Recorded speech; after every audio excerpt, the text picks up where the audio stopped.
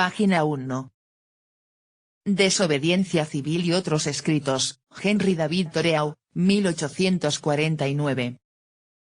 La producción del estadounidense Henry David Thoreau, 1817-1862, continúa de vigente actualidad, a pesar de los años transcurridos. Presentamos al lector su Desobediencia civil, publicada en 1849, que constituye una reflexión sobre la sociedad norteamericana, no solo de su época, sino de toda su historia. Va acompañada de 3 escritos polémicos en los que ataca a la esclavitud, se ensalza la figura del mártir antiesclavista John Brown y reflexiona sobre su propia vida. Su prosa, próxima al anarquismo, es clara, directa y comprometida. Su trascendencia revolucionaria fue enorme.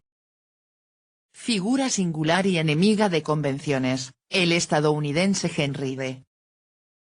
Thoreau, 1817-1862, desarrolló una obra fértil y heterogénea impregnada de un individualismo y de una integridad radicales. Si su obra más conocida, Walden, fue el resultado de su voluntad de experimentar la libertad y la vida autosuficiente en la naturaleza, en sus diarios, ensayos y conferencias fue consignando su propia construcción como persona. Su ideología fue heterodoxa, radical, casi libertaria, antiimperialista y antiesclavista, y su influencia en los movimientos contemporáneos de desobediencia civil, desde Gandhi a nuestros días, ha sido enorme. De su discurso, tan firme como revolucionario, y que por otro lado, lejos de haber perdido actualidad, se revela hoy más que nunca como un referente para una sociedad asustada y secuestrada por poderes tan difusos como sospechosos, son excelente muestra los 4 ensayos reunidos en este volumen, Una vida sin principios, Desobediencia civil, la esclavitud en Massachusetts y Apología del capitán John Brown _ que la introducción de Juan José Coy ayuda a situar en el contexto oportuno. Henry David Thoreau, Desobediencia civil y otros escritos. Traducción de María Eugenia Díaz Sánchez. Alianza Editorial, Sociedad Anónima. Estudio preliminar. Henry Thoreau, una introducción convencional. Por Juan José Coy. Pobre Henry Thoreau, hacerle, a estas alturas del siglo XX, una introducción convencional. Henry Thoreau, el más anticonvencional, junto con Whitman, de todos los escritores norteamericanos del siglo pasado, sometido al convencionalismo.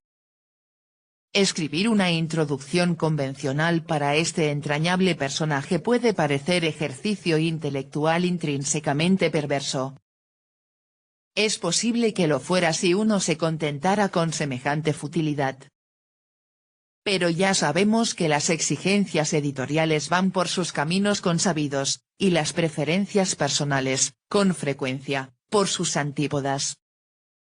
La contradicción hasta la felonía, queda superada, al menos hasta cierto punto, si se tiene en cuenta el hecho de que estas páginas, efectivamente, convencionales y más que limitadas, no constituyen sino un brevísimo resumen de un trabajo mucho más amplio, de publicación íntegra. Uno espera que en ocasión próxima, más personal y más libre, sin limitaciones ni cortapisas extrínsecas, que quien esto escribe tiene ya confeccionado en su integridad. Decía un novelista de cierta notoriedad hace ya bastantes años que es más fácil hacer algo que rehacerlo, como fue más fácil engendrar a Lázaro que resucitarlo. La metáfora viene al caso en más de una ocasión.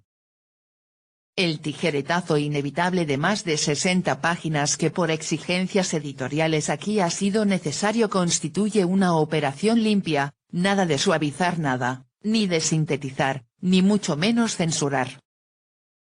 Se elimina, en bloque, lo sustancial de un trabajo determinado, se acomodan ligeramente algunos elementos más que secundarios y se conserva en su integridad el espíritu, ya que no la letra, de lo anterior.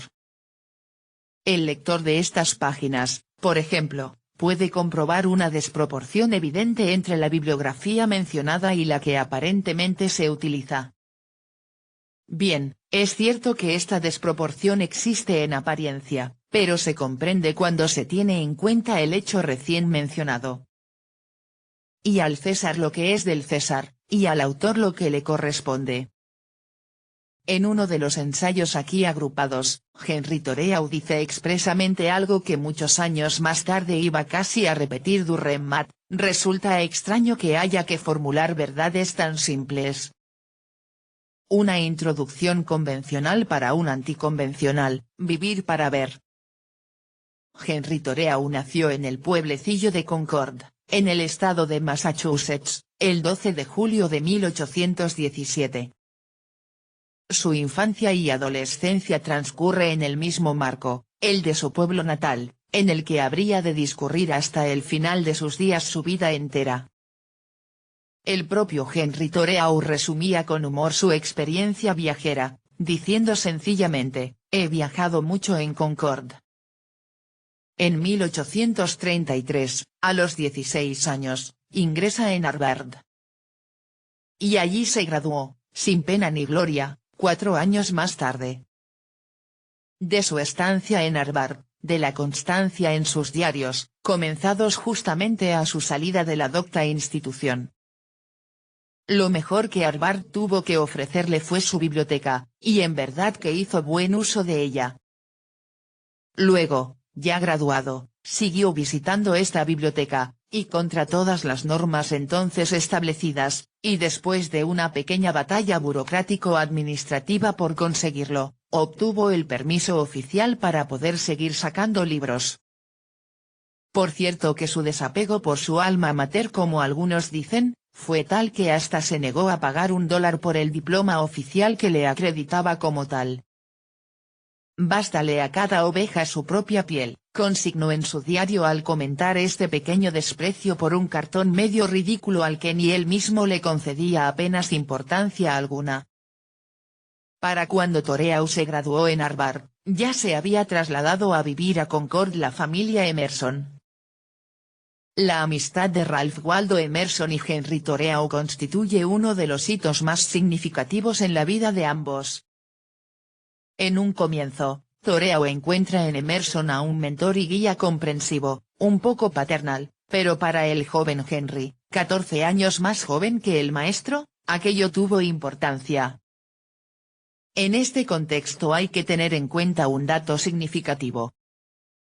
En la ceremonia de graduación en Harvard, de la que se conservan programas de mano, nos encontramos, en cuarto lugar, con la intervención a la limón de Charles Ullad Rice, de Brookfield, de Henry Bose, de Dorchester, y de Henri Thoreau, de Concord. El título de la conferencia compartida fue el de El espíritu comercial de los tiempos modernos, desde la perspectiva de su influencia en el carácter político, moral y literario de una nación. Los 3 conceptos enunciados los desarrollaron, por ese orden, los 3 personajes mencionados. Los espectadores y oyentes se debieron quedar algo estupefactos cuando Henri Thoreau, al hacer uso de la palabra, propugnó sin ambages el axioma de que todos sus conciudadanos deberían, por lo pronto, invertir el precepto divino, trabajando tan solo un día a la semana y descansando los otros 6. En este sentido, al graduarse e iniciar su vida activa, Henri Thoreau se inclina más bien por la pasiva. Ante su falta de interés en los negocios, y el espíritu emprendedor esperables de todo joven de pro, dadas las circunstancias, Ralph Waldo Emerson le ofrece a Thoreau un arreglo de más o menos mecenazgo, a cambio de ocuparse de su casa, de pequeñas chapuzas en el jardín y el mantenimiento de los desperfectos, tendría allí vivienda y manutención. Henri Thoreau aceptó encantado la oferta, no solo por venir de su admirado Emerson, sino porque, con semejante trato, el joven y ávido lector tenía acceso a la biblioteca del propio Emerson, una de las más extensas en aquellos momentos en los Estados Unidos. Allí vivió durante 2 años, a partir de 1841. Y el día 4 de julio de 1845, memorable fecha ya en los anales oficiales de la historia oficial norteamericana. Henry Thoreau se recluye en una cabaña, construida por él mismo desde la primavera anterior, en Walden Pond.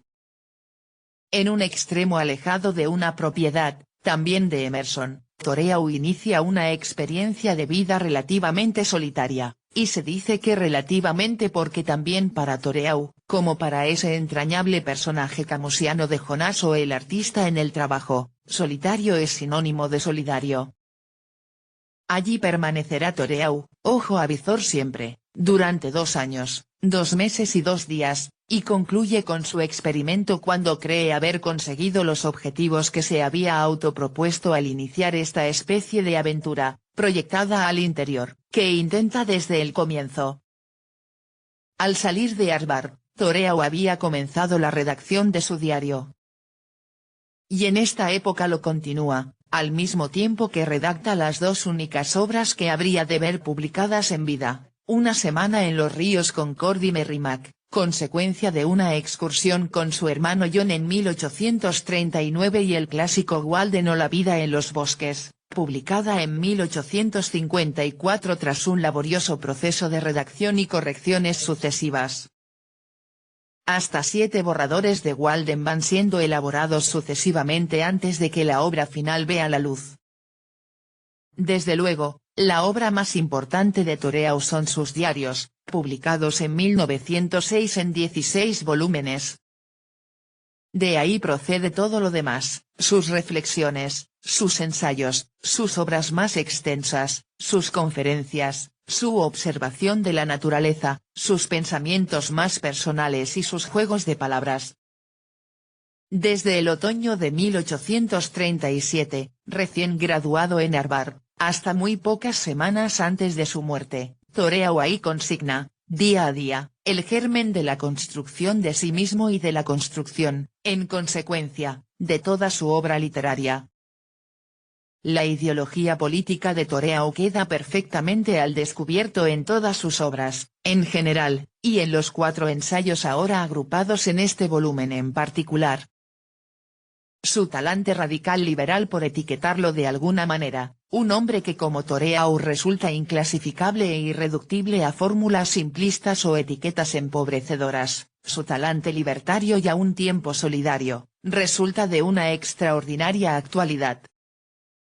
Antiimperialista, en el apogeo del imperialismo norteamericano de la primera mitad del siglo XIX, defensor del derecho a pensar por uno mismo, como defensa irreductible ante la avalancha de oportunismo político y compromisos ideológicos, ecologista convencido, en contacto con la naturaleza, 100 años antes de los verdes, defensor acérrimo de las minorías indias, en proceso de exterminio, antiesclavista convicto y confeso, en plena efervescencia racial que había de culminar muy poco antes de su muerte en el estallido de la guerra civil, defensor del derecho a la pereza, o reivindicador de aspectos creativos del ocio con dignidad, mucho antes de la formulación de Paul Lafargue.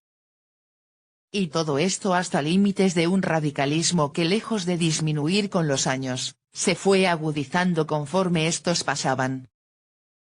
Defensor ardiente y convencido de causas perdidas. No por perdidas menos justas. Poniendo al descubierto estas terribles y sangrantes contradicciones del sistema, Thoreau lleva a cabo efectivamente un acto revolucionario constante. En 1908 iba a estrenarse en Nueva York una obrilla de teatro sin apenas sustancia literaria, pero que tuvo la fortuna de acuñar, con su título, una de las hermosas teorías del American Dream siempre desmentidas por la realidad, el mito del melting pot, el crisol en el que se funden, como decía Crevecoeur ya en el siglo XVIII, las oleadas sucesivas de inmigrantes que llegan a América en busca del paraíso ya en Europa perdido, hasta tomar consistencia progresivamente, con el paso de los años, la denominada Anglo-conformity, los que se adaptan, los que pierden sus propias señas de identidad nacionales y raciales o culturales o lingüísticas, negros, judíos, italianos, irlandeses, balcánicos, griegos, hispanos, latinoamericanos de toda procedencia. Todos estos marginales deberán reconvertirse y dejarse asimilar, en cierto sentido blanquearse y conformarse a los denominados yanquis de viejo cuño old times yanquis, que dictan la norma de lo que es o no es americano. El lema fundacional, recogido más tarde por las monedas de centavo e pluribus, unum, encierra unos riesgos de uniformismo, por las buenas o por las malas, que Toreau supo muy bien entrever. Y resulta significativo que los tres personajes más admirados por Henry Toreau a lo largo de su vida fueran, precisamente, un poeta marginal y maldito como Whitman, un guía indio que le acompañó en su excursión por Maine en 1857, Joe Polis, y el personaje medio héroe medio bandolero pero siempre mito, antiesclavista por excelencia, el capitán John Brown. En consecuencia, otra de las características sobresalientes de Henry Toreau, a lo largo de su vida y de su obra, es el rechazo de lo establecido y sus actitudes de resistencia no violenta pero contumaz en busca de su propia libertad de pensamiento, palabra y obra. Esto exige un renunciamiento constante, es cierto. El resumen de esta actitud de libertad y de pobreza, de escasas necesidades a las que atender, de auténtica ascesis liberadora, lo encontramos en la frase que consigna en la página 162 del tomo cuarto de su diario y que más tarde reproduce, tal cual, en uno de sus ensayos: de acuerdo con mi experiencia, nada se opone tanto a la poesía como los negocios, ni siquiera el crimen. Max Lerner, en un breve pero atinadísimo comentario, con respecto al significado de Toreau, lo ha sabido comprender con clarividencia. Rechazó el sistema de las fábricas porque significaba la explotación de los demás. Rechazó igualmente el culto al éxito y el credo puritano del trabajo constante porque ello significaba la explotación de uno mismo. Y por ello Toreau prescribe la siguiente cura a las amenazas del industrialismo en expansión de su época: la renuncia total a lo tradicional, lo convencional, lo socialmente aceptable, el rechazo de los caminos o normas de conducta ya trillados, y la inmersión total en la naturaleza. Como no puede extrañar, esta segunda opinión procede de Lewis a propósito de su tipología sobre el Adán americano. Teniendo en cuenta estos antecedentes, ¿cómo extrañarnos de los 4 ensayos seleccionados en este volumen? El primero de ellos constituye una especie de declaración de principios. Los otros 3, coyunturales, expresan el pensamiento de Toreau en una gradación progresiva que Walter Harding ha sabido poner de manifiesto. Existe incuestionablemente una progresión perfectamente definida en las 3 principales declaraciones de Toreau con respecto al asunto antiesclavista, desde desobediencia civil hasta la apología del capitán John Brown, pasando por la esclavitud en Massachusetts. Se trata de una progresión de resistencia al Estado como institución. En primer lugar, tenemos la resistencia civil o moderada rehusando pagar impuestos.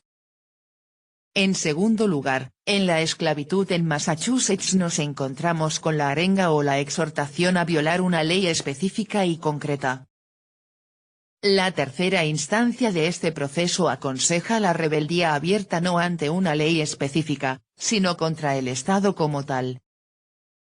Lo cierto es que los 3 últimos ensayos no constituyen sino una manifestación concreta, lógica y escalonada, como consecuencia de una serie de principios, o actitudes éticas incuestionables que aparecen como meollo de la cuestión en el primero de los 4 ensayos, y que por eso aquí se considera como clave o piedra angular. Este es el orden lógico adoptado en la selección, y en la ordenación, de lo que constituye este volumen. Una vida sin principios desde los primeros años de la década de los 1850, en el diario hay ya fragmentos de este texto. Los sucesivos títulos que Toreau le fue dando a su reflexión revelan perfectamente cuáles eran sus intenciones. Ganarse la vida, vidas malgastadas, ¿de qué le aprovecha al hombre?, en evidente alusión al pasaje evangélico de Marcos 8:36. Deigerlau fue otro de los títulos utilizados. En marzo de 1862 el ensayo como tal fue aceptado para su publicación en el Atlantic Monthly. A los editores no les gustó demasiado ese título y sugirieron un cambio. Thoreau, que ya por entonces estaba muy gravemente enfermo y sin fuerzas ni para escribir, dictó la respuesta, Life Without Principle. La traducción, a gusto de cada cual. Hasta octubre de 1863 no apareció el ensayo, año y medio después de haber muerto Thoreau. Una especie de anticipo y testamento. El día 6 de diciembre de 1854, a propósito de una conferencia que acababa de dar en Providence, reflexiona Thoreau sobre esta cuestión de hablar en público. Lo primero es estar convencido plenamente de lo que se dice y de la forma de decirlo. El gustar o no gustar al público es asunto más que secundario. Las reflexiones las integra Thoreau en su charla, y de hecho se trata en definitiva de reflexiones en voz alta. Ya resulta que esta conferencia de Providence, pronunciada en el Railroad Hall, es la que ahora nos ocupa. Y, por cierto, fue un fracaso completo por lo que a la reacción del público se refiere. Significativamente, como el propio Thoreau consigna también en el diario, aprovecha la ocasión para visitar los santos lugares de Roger Williams, el disidente puritano que tuvo la osadía, ya en su tiempo, de luchar denodadamente por la separación de la Iglesia y del Estado, por reivindicar hasta sus últimas consecuencias el derecho inalienable del individuo a su libertad de conciencia, y que puso en tela de juicio el derecho del blanco a expoliar al indio de sus tierras y propiedades. Pensemos de qué forma se nos va la vida. A partir de esta invitación a la autorreflexión, Thoreau construye su obra ensayística más significativa. Con un juego de palabras, muy característico suyo, nos aconseja, read not the times, read the eternities, no leáis los tiempos sino atentos a la eternidad. Y de acuerdo con su teoría del ensayo, de la que mucho se podría decir, en la página 167 del tomo I y del diario también dice exactamente, no trato de apresurarme para detectar la ley universal, permítaseme más bien comprender con más claridad una instancia particular de ella. El juego dialéctico, continuo en Thoreau, reaparece en estos 4 ensayos de modo evidente, y bien se podría afirmar que el primero de los que ahora nos ocupan, Una vida sin principios, constituye el punto de partida, la preocupación por lo universal, pero sin prisas a modo de testamento. Cuando apareció en octubre de 1863, se comprendía ya en toda su extensión el largo viaje desde la noche más cerrada a la plena luz del día del conocimiento. Este conocimiento pasa por lo particular y lo que de universal encierra y por lo universal, a la luz de lo cual se puede comprender cualquier fenómeno aislado o pequeño de la vida humana. Vidas sin fundamento, sin duda, nos da la clave. El contexto del que surge este ensayo se ha estudiado por extenso en otra ocasión, y a él hay que referirse necesariamente al tratar de valorar lo original, lo irreductiblemente personal, de la reflexión de Thoreau, 40, 41 y 42. Es toda esa efervescente segunda mitad del siglo XIX americano en la que se está empezando a comprobar en qué se han quedado los viejos ideales de los padres peregrinos, de los padres fundadores y de los padres de la patria redactores de la Constitución norteamericana. Al sumidero van tantas y tantas esperanzas de una sociedad más justa, más libre, más igualitario, en la que el hombre no sea lobo para el hombre ni los capitanes de empresa y reyes de la industria sigan explotando al amparo de un sistema, económico y político, que Thoreau detesta y contra el que se rebela. Este elogio a la pereza que lleva a cabo Thoreau en su ensayo, como mecanismo de defensa, como táctica de resistencia civil y pacífica, pretende llegar a la preservación interior, a no dejarse contaminar ni convencer por las doctrinas económicas y sociales liberales al uso, de las que se convierten en portavoces interesados, es decir, beneficiarlos de la corrupción, los políticos. Henry Thoreau fue dándole vueltas a su propia experiencia a lo largo de muchos años. De hecho, incluso, el capítulo 11 de Walden se titula Higher Laws, más altas leyes, por encima siempre de lo legal, pura y simplemente considerado, está lo moral. Y su primer capítulo, Economía, es igualmente rigurosamente paralelo, en su formulación de valores, a este ensayo de comienzos de su vida, de mediada su vida y de legado póstumo. Lo curioso del caso es que para el estudiante de la literatura norteamericana este ensayo con frecuencia pasa desapercibido, oscurecida su trascendencia por otras obras más famosas, no menos pero tampoco más significativas, básicamente Walden y Desobediencia Civil. Y el conocimiento, digamos popular, de Thoreau se debe simplemente, en muchos casos, a las dos anécdotas más significativas de su vida, su ingreso en prisión por negarse a pagar unos impuestos que él consideraba injustos y su vida retirada en una cabaña en mitad del bosque. The American Tradition in Literature, de Bradley, Beatty, Long y Perkins, ni lo menciona. La antología de Macmillan no lo recoge, así como tampoco la de Poirier y Vance. Y una de las mejores y más recientes antologías, la de Cleant Brooks, R. W. B. Lewis y Robert Penn Warren, American Literature, The Makers and the Making, Book B. 1826-1861, tampoco recogen, en su selección de Thoreau, este texto fundamental. De las antologías más conocidas o de mayor uso, la única que recoge todos estos ensayos, con buenas introducciones y notas, es la Norton Anthology of American Literature, a cargo de 7 profesores de literatura norteamericana, relativamente desconocidos, quiérese decir, no consagrados del calibre de algunos de los anteriormente mencionados. Quizá por eso precisamente sí se hacen más eco de un Thoreau esencialmente contestatario, marginal, pero de cuya importancia en el contexto de la literatura de los Estados Unidos ya no hay nadie en su sano juicio que dude. Desobediencia civil. Este texto, sí naturalmente, aparece en todas esas antologías, con selecciones de Walden y algo de la poesía de Thoreau. Y es que este ensayo ha tenido de hecho una difusión mundial incuestionable y una influencia decisiva en personajes de la significación de Gandhi o Lanza del Basto. En una carta al presidente F. D.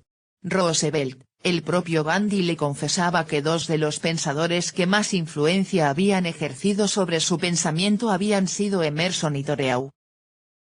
Se supone que estas afirmaciones sí aparecerán en todos los libros escolares para americanos probos.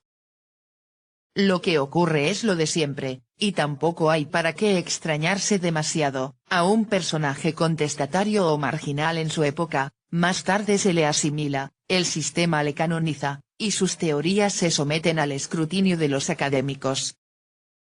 Ya lo tenemos disecado.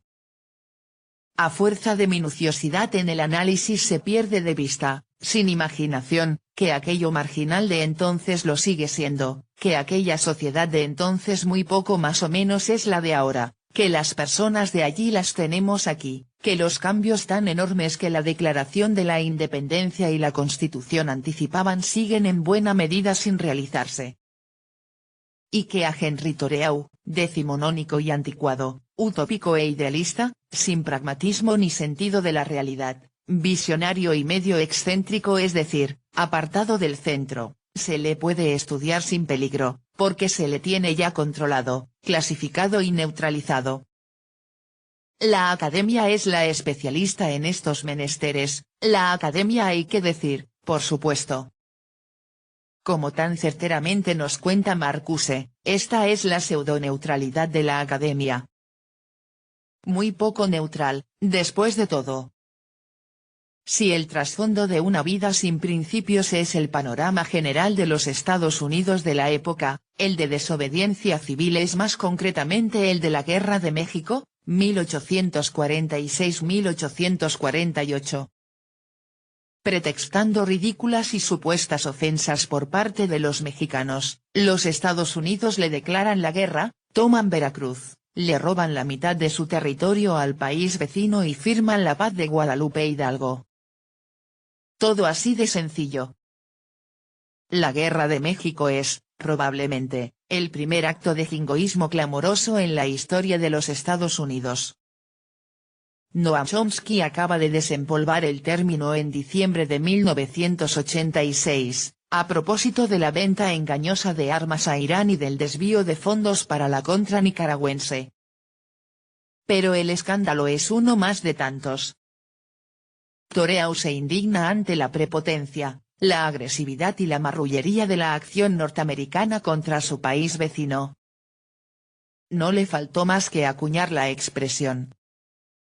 En una cancioncilla de music hall londinense de 1878 se decía, no queremos luchar pero, por jingo, si lo hacemos, disponemos de los barcos, disponemos de los hombres y disponemos también del dinero.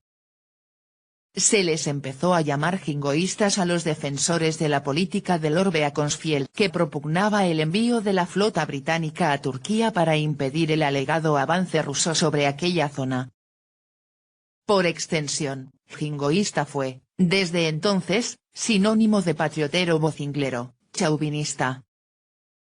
En los Estados Unidos el primero, que se sepa, que utilizó el término fue el presidente de la Universidad de Harvard para descalificar las pretensiones agresivas de Teddy Roosevelt en 1895, por aquel entonces comisionado de la Policía de Nueva York, y que propugnaba sin más ni más la anexión inmediata del Canadá.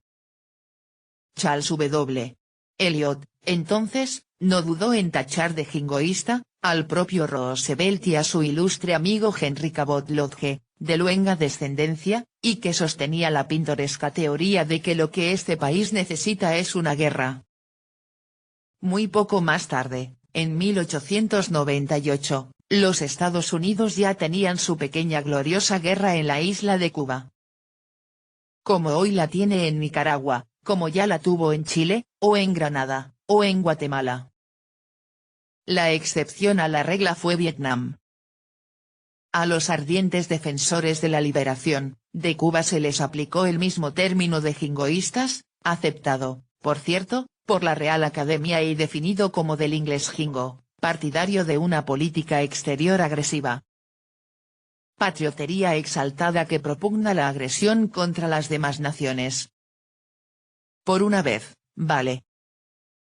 El jingoísmo norteamericano empieza de hecho antes que de palabra. Toreau denuncia la agresión, critica los procedimientos, desvela los trucos y va a la cárcel, tan solo una noche, pero se pasa 6 asíos sin pagar impuestos que alimentan esa política gubernamental con la que él no está de acuerdo. Este nuevo escrito de Toreau sigue la misma génesis y evolución que el resto de sus escritos y que el propio Toreau resume en el tomo I de su diario, página 413, desde todos los puntos cardinales, desde la tierra y desde el cielo, desde abajo y desde arriba, me han llegado estas inspiraciones y han quedado consignadas en su debido orden en mi diario. Después, a su debido tiempo, fueron aventadas en forma de conferencias, y de nuevo, oportunamente, pasaron de conferencias a ensayos. Este es también el caso de su famosa exhortación a la desobediencia civil. El ensayo apareció impreso por primera vez en mayo de 1849, en una revista que se llamaba un poco pretenciosamente Aesthetic Papers y de la que era mentora la cuñada de Hawthorne, Elizabeth Peabody, hermana de Sofía. La revista duró poco, porque aquel primer número fue, al mismo tiempo, el último. En enero y febrero de 1848, Henry Toreau ya había soltado su soflama al menos en 2 ocasiones, ambas en el famoso Liceo de Concord. Si Toreau se descuida un poco no le da tiempo, porque la guerra concluyó en ese mismo mes de febrero de 1848, aunque, desde luego, no como consecuencia del activismo de Toreau. Todo hay que decirlo, porque pensar que al jingoísmo pueda detenerlo y eliminarlo una conferencia más o menos, un panfleto de más o menos, un libro más o menos, sería ilusión desmedida y más que vana esperanza depositada en la fuerza de la razón. Los jingoístas, no es necesario decirlo y tantos otros, vencen pero no convencen, sin más dialéctica ni más razón que la de la fuerza. Cuando en la tarde del 23 de julio de 1846 Toreau abandonó momentáneamente su retiro de Waldenpont para acudir al Zapatero, el carcelero de Concord le recordó que llevaba tiempo sin pagar impuestos. Toreau se negó por principio a hacerlo, y Sam Staples, con toda consideración, le dijo que le ponía en el brete de tenerle que encerrar. Toreau contestó que muy bien, y en un apartado significativo de su ensayo nos relata Toreau su noche en la cárcel y las reflexiones que aquello le suscitó. Más tarde incorporó este fragmento al ensayo con una erudita alusión a Silvio Pellico, porque su experiencia la tituló Mis prisiones realmente, en un país que encarcela injustificadamente, el único sitio digno para las gentes decentes es la cárcel. La esclavitud en Massachusetts. Por lo que al tema de la esclavitud se refiere, la historia de los Estados Unidos está jalonada de compromisos. Es cierto que, con frecuencia, en los compromisos interviene siempre un elemento innegable de buenas intenciones, pero tampoco hay para qué olvidar, sin más, que de buenas intenciones está empedrado el camino que conduce al infierno. El primer compromiso grave con respecto a la esclavitud lo encontramos ya en la mismísima Declaración de Independencia, el compromiso, evidentemente, estriba en que no lo encontremos ni la más mínima referencia al asunto de la institución peculiar, según reza el eufemismo consagrado. Sostenemos como verdades evidentes que todos los hombres nacen iguales, que a todos les confiere su Creador ciertos derechos inalienables entre los cuales están la vida, la libertad y la búsqueda de la felicidad, que, para garantizar esos derechos, los hombres instituyen gobiernos que derivan sus justos poderes del consentimiento de los gobernados. ¿Los negros o los indios no son hombres? Eso debe ser. Un segundo compromiso lo encontramos en la mismísima Constitución de los Estados Unidos, por mor de la Unión, que la esclavitud siga donde está, y no se instaure donde ya no exista. Un nuevo compromiso es el de Missouri de 1820. Ya nos acercamos a Toreau. Para admitir en la Unión a este nuevo estado de Missouri se desgaja de la Commonwealth de Massachusetts el actual estado de Maine. El empate de 11 estados libres y 11 estados esclavistas se mantenía, esta vez a 12. Después de la compra de la Louisiana, la esclavitud en los eventuales nuevos territorios o estados se proscribía al norte del paralelo 36°30', excepto el territorio mismo de Missouri, en el que se admitía la esclavitud. Todavía un nuevo compromiso, el de 1850. Verdaderamente se estaba empezando a cumplir la predicción de Emerson cuando la Guerra de México, puede que los Estados Unidos conquisten México, pero si ello sucede le acontecerá lo que al hombre que ingiere arsénico y muere. México nos envenenará. Realmente, la cuestión del atropello y el robo descarado a México, con su anexión de inmensos territorios nuevos, proyectó mucho más allá de Missouri el problema de la esclavitud. La evasión de negros hacia el norte, preferentemente a Canadá, ya había comenzado. Y entonces Henry Clay, como nuevo compromiso ante la Unión de nuevo amenazada, introdujo en el Congreso una propuesta de resolución de 8 puntos fundamentales. 4 de estos puntos se referían al tema del comercio de esclavos, y uno de ellos específicamente, la Fugitive Slave Act, reforzaba las medidas de fuerza para que los negros evadidos, y aún refugiados en estados libres, fueran devueltos a sus legítimos propietarios.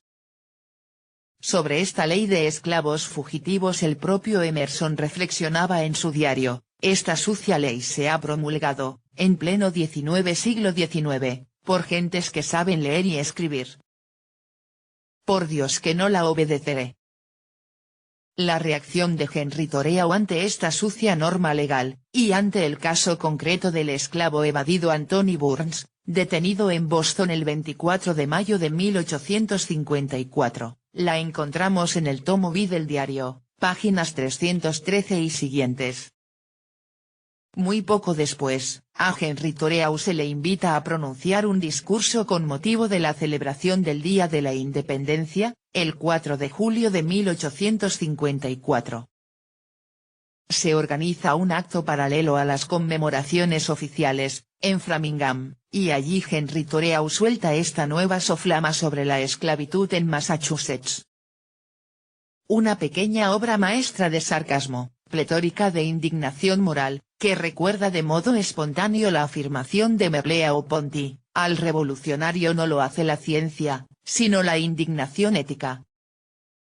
La ira de Thoreau ante semejantes compromisos, incluido el de la Constitución que él menciona expresamente, se desata incontenible en este documento que enseguida vio la luz, impreso, en The Liberator, de William Lloyd Garrison, el día 21 de ese mismo mes y año.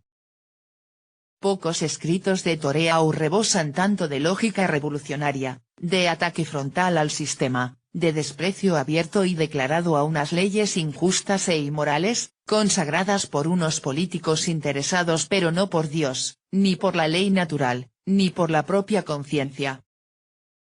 Thoreau se muestra inmisericorde con los órganos de prensa, las iglesias, o los hombres públicos, con la administración de justicia y los magistrados, con la policía y el ejército, colaboradores irracionales y serviles de unas decisiones del Congreso de los Estados Unidos que carecen, por este mismo hecho, de legitimidad alguna para inducir o forzar a nadie a semejantes bajezas. La prosa de Thoreau es incontenible, su desprecio, irrefrenable. Nada de compromisos viene más o menos a decir, ni en el contenido ni en las formas. Thoreau lleva a cabo también el elogio del panfleto y la reivindicación de la demagogia, simplemente llamándole pan al pan, vino al vino, y al compromiso para seguir perpetuando la esclavitud, traición a todos los proclamados ideales de la Unión, desde la independencia hasta estos mismos días, los suyos y los nuestros. Y es que la libertad de expresión no ha producido una dialéctica enriquecedora, sino el rebaje a un miserable parloteo, plagado de lugares comunes, donde todos se han obligado, merced al diabólico mecanismo de batirse en un terreno de juego que a base de concesiones ha pasado de ser un estadio olímpico a convertirse en un armario empotrado. Al campo le han puesto puertas, alambradas, paredes y techo, sobre todo techo. José María Izquierdo, El País, elogio del panfleto y reivindicación de la demagogías, 7 de febrero de 1986, pp. 11 y 12. Thoreau, libre totalmente de prejuicios y de compromisos, enfurecido ante las iniquidades que contempla, escribe, pronuncia en público y, más tarde, publica su ataque frontal a la injusticia y el pasteleo. Y es capaz de hacerlo con absoluta libertad de palabra, porque mucho antes y previamente se ha conquistado, para sí mismo, la libertad de pensamiento. A Thoreau sí le quedan, realmente, la voz, la palabra y la calle. Y es que como no aspira a cargo político alguno, ni a prebendas o sinecuras en ningún pesebre, denuncia la esclavitud abiertamente, y las innobles medidas legales dictadas por el Congreso para perpetuarla sin poner en peligro la unión de los Estados. Otro de los acontecimientos que está en el fondo de este apasionado alegato de Henry Thoreau se encuentra, igualmente, en un nuevo compromiso, esta vez alentado y formulado por Stephen Douglas, la denominada Kansas-Nebraska Act, de 1854.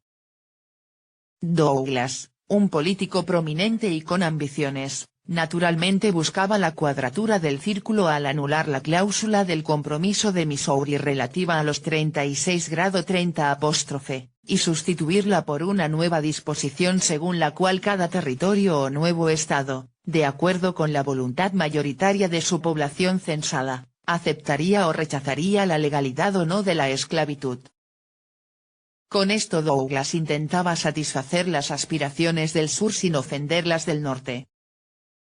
Como de costumbre, la esclavitud, o la antropofagia, o la guerra, dejadas por los políticos a la legitimación de las urnas. Este es el género de democracia que Thoreau no puede jamás aceptar, y así lo declara una y otra vez en sus escritos, aunque la esclavitud quede sancionada en la Constitución de los Estados Unidos, como así sucede, hay que ser antiesclavista, anticonstitucional en este punto concreto, y si es necesario arrastrar el remoquete de antidemócrata, a Thoreau le tienen muy sin cuidado.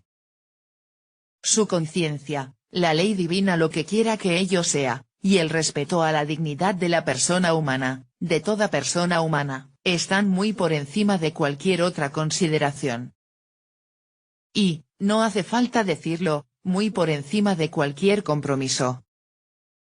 Un negro fugado, Thomas Sims, y más tarde otro, Anthony Burns, apresados en Massachusetts, Estado Libre, son devueltos a sus amos. Los dos casos tuvieron amplias repercusiones, desde la detención, el simulacro de juicio, el intento de rescate por parte de ciudadanos indignados con sus autoridades, serviles y cumplidoras de una letra de ley, si despreciable la ley, mucho más su letra. Henry Thoreau se indigna de modo incontenible y esta indignación es la espoleta que pone en marcha, también incontenible, su prosa. Pocos ensayos o discursos de Thoreau alcanzan tales límites de humor sarcástico, de furia desatada y de limpieza lógica en el razonamiento argumental. Apología del capitán John Brown. Desde el punto de vista histórico, la figura del capitán John Brown es un fenómeno más que controvertido. Para unos, Brown no pasa de ser un facineroso, un asesino, un fanático y un loco.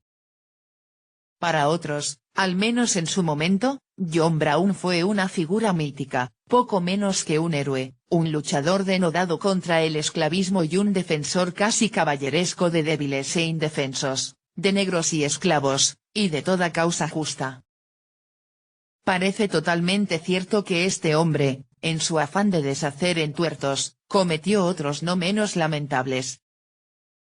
John Brown estuvo en Concord al menos en 3 ocasiones. A finales del invierno de 1857, John Brown vino a Concord para visitar a su amigo, y amigo de Thoreau, F. B. Sanborn. Desde luego, Thoreau lo conoció entonces, aunque de esta primera visita no hay ni rastro en el diario.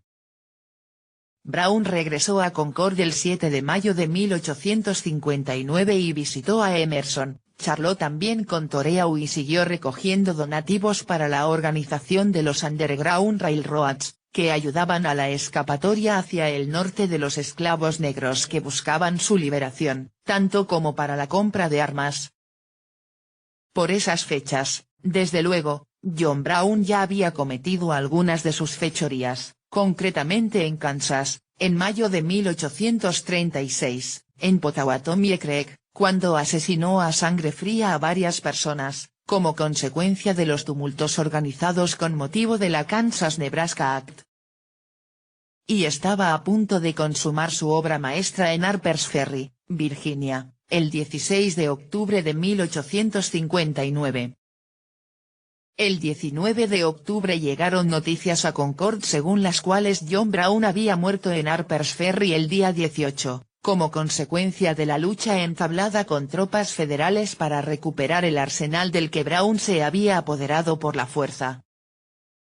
Aquella noticia luego quedó desmentida, porque a John Brown lo cogieron vivo, lo sometieron a consejo de guerra y lo ajusticiaron, ahorcado, el día 2 de diciembre de 1859, al amanecer. En cualquier caso, a partir de esa fecha del 18 de octubre, después del ataque en Harper's Ferry, Thoreau reflexiona en su diario amplísimamente sobre la figura y el significado de la acción de John Brown. Ahí tenemos el germen de sus varios ensayos sobre Brown, tomos y a partir de la página 400, De ahí en adelante Toreau reflexiona y escribe, y fragmentos enteros de estas reflexiones escritas van a pasar más tarde, como de costumbre, a sus discursos y a sus ensayos. Walter Harding discute ampliamente, en su biografía de Toreau, este episodio más que confuso con relación a John Brown. Según Harding, si Toreau hubiera conocido las barbaridades perpetradas por Brown en Kansas, seguramente no se hubiera manifestado tan entusiasta defensor y admirador del capitán. Incluso del incidente en Harper's Ferry, Toreau supo poco. Lo cierto, en cualquier caso, es que Toreau se mostró siempre mucho más atraído por los ideales expresados por Brown que por Brown mismo. Como expresó tan certeramente Virginia Woolf, muchos años más tarde, a Toreau no le atrajo tanto Brown, cuanto la brownidad.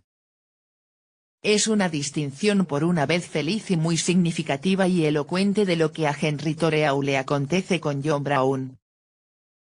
A partir de la captura de John Brown el 18 de octubre de 1859, Toreau se embarca en una frenética campaña en defensa del capitán y sus secuaces. Primero exigiendo un juicio justo, y luego tratando de movilizar a la opinión pública para tratar de impedir la ejecución de la sentencia que le condenaba a muerte. Pero todo fue inútil. En su diario reflexiona Toreau por aquellas fechas, la puesta de sol del día 25 de octubre fue más que notable. Pero me resultaba difícil por entonces captar toda aquella belleza, mientras mi mente estaba saturada del capitán John Brown, sí, 443. La primera vez que Toreau pronunció su apología del capitán John Brown fue el 30 de octubre de 1859, en el Town Hall de Concord, y casi nadie quiso acudir a la cita, medio atemorizados como estaban por las consecuencias peligrosas, de represión oficial, que corrían cuantos en aquel momento se manifestaran públicamente en defensa de Brown, en un clima de opinión negativo y manipulador que la mayoría de los periódicos llevaban a cabo en aquellos momentos. Incluso algunos de sus colegas abolicionistas le aconsejaron que, por prudencia, se abstuviera de pronunciar aquel discurso incendiario en aquellos momentos de crisis. Toreau les contestó que no os he avisado buscando vuestros consejos, sino para haceros saber que pienso hablar. Y así lo hizo. El 1 de noviembre repitió el discurso esta vez en Boston, y el día 3 en Worcester. Verdaderamente, la figura de John Brown había llegado a fascinar a Toreau como, según Emerson, solo lo habían conseguido otras dos personas, el indio Joe Polis, su guía de tantas horas, y el poeta maldito Whitman, tan maldito al menos como Poe, aunque de muchísima más calidad poética. Si Poe sobresale de modo extraordinario en el contexto de la literatura norteamericana, parece claro que ello se debe a otras aportaciones, no precisamente a la poética. En cualquier caso, Henry Toreau sigue escribiendo y hablando en defensa de John Brown.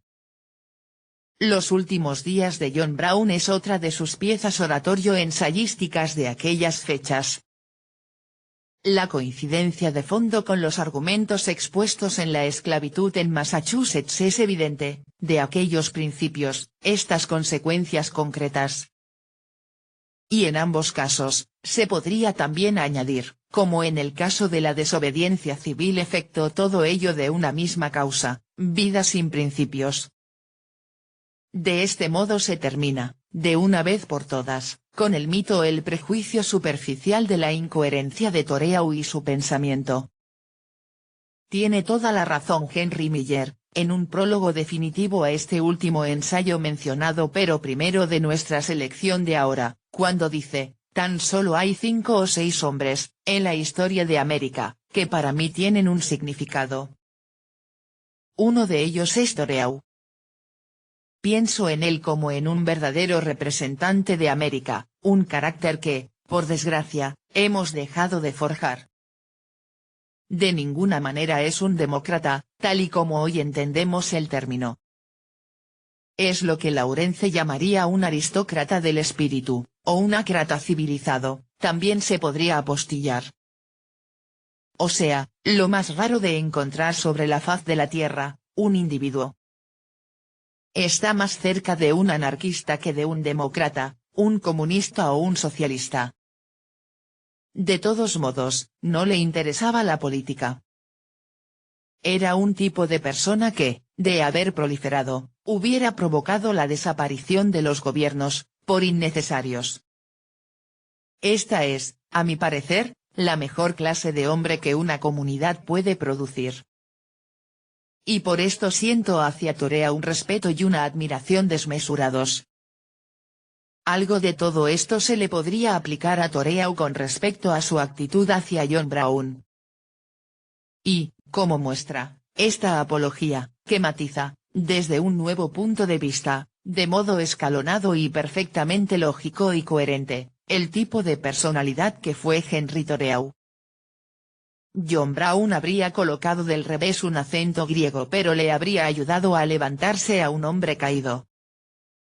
En el pequeño esbozo biográfico que hace Toreau en su ensayo, naturalmente la imaginación y la inventiva están muy por encima de lo estrictamente histórico, porque Toreau, realmente, trasciende de lo particular a lo general, de lo específico a lo genérico, de John Brown de carne y hueso, a la Brownidad que aquel le parece encarnar y en cuya defensa Toreau se había comprometido siempre, y se sigue comprometiendo ahora. Con qué género tan diametralmente opuesto de compromiso al estudiado en páginas anteriores, hasta sus últimas consecuencias.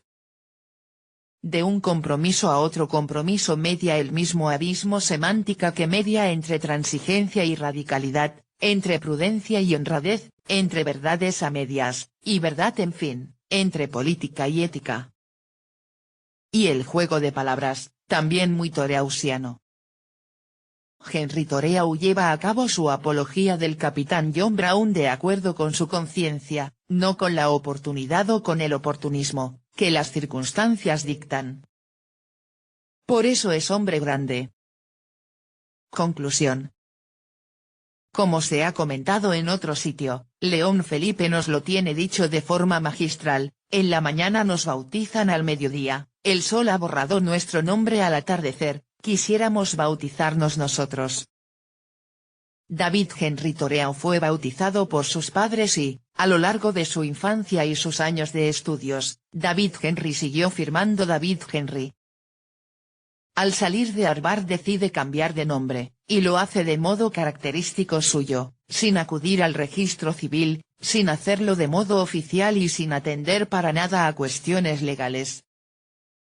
También él podría muy bien afirmar aquello de que lo menos real de mi persona es mi realidad legal.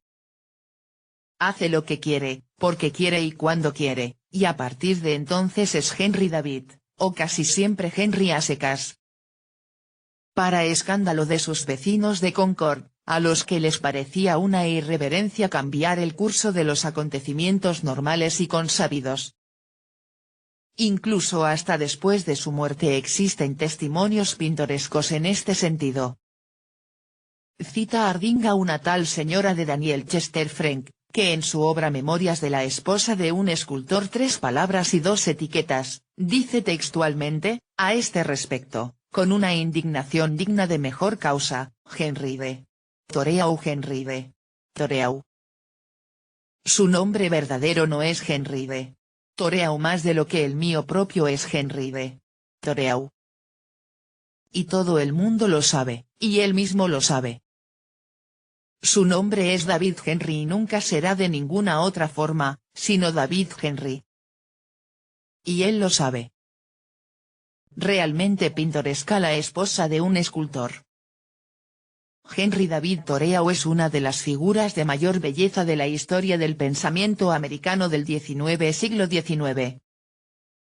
Porque de 3 cosas depende la belleza: en primer lugar, de la integridad o perfección, y por eso consideramos feo lo que está incompleto; luego, de la justa proporción, o sea, de la consonancia; por último, de la claridad y la luz, y, en efecto, decimos que son bellas las cosas de colores nítidos.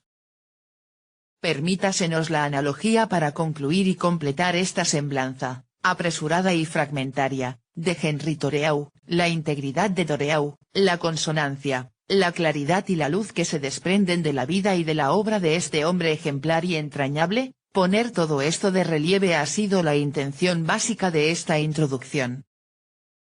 Esperemos que el lector, con la lectura de los 4 ensayos aquí presentados, llegue a sus propias conclusiones en contacto directo, el único realmente válido e importante, con la obra ensayística de Henri Thoreau, que, en un momento determinado de su vida, decidió cambiar de nombre y ser él mismo.